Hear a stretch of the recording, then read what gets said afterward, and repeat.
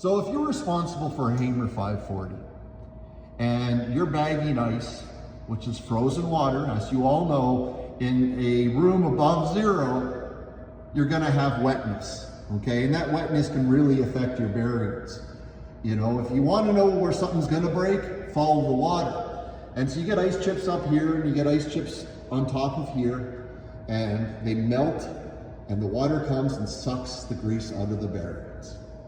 Okay, and it will cause the bags to come through this each side at a different speed. It'll catch a little bit. That will cause issues with your top seal. So in the summer, I change the bearings in here once a week.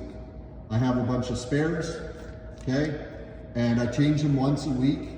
And the interesting thing about these is, okay, and I can feel grinding on it now, but even if you don't feel grinding on it, you leave it for a couple of days, you come back and it'll be seized or you'll feel grinding.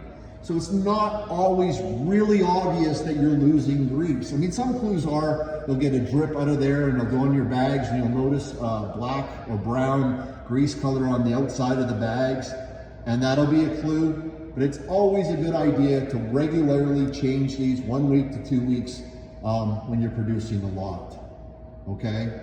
And it just helps ensure you don't get breakdowns here. It's part of a good maintenance program.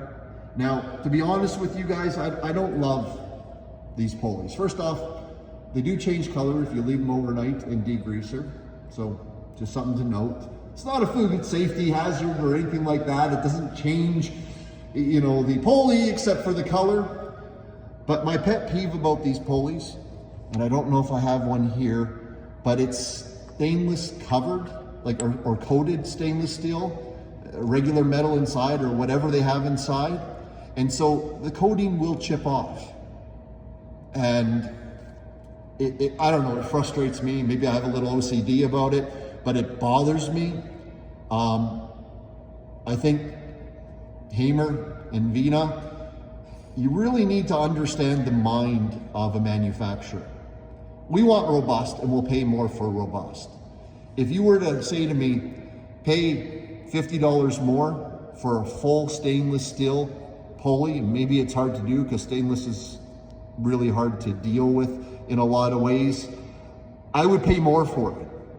Because for me, I want robust parts, okay? Even if I have to pay more for them, parts that will last a lifetime.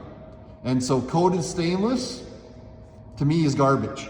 And it's not something I like dealing with, but nevertheless, it's what we have.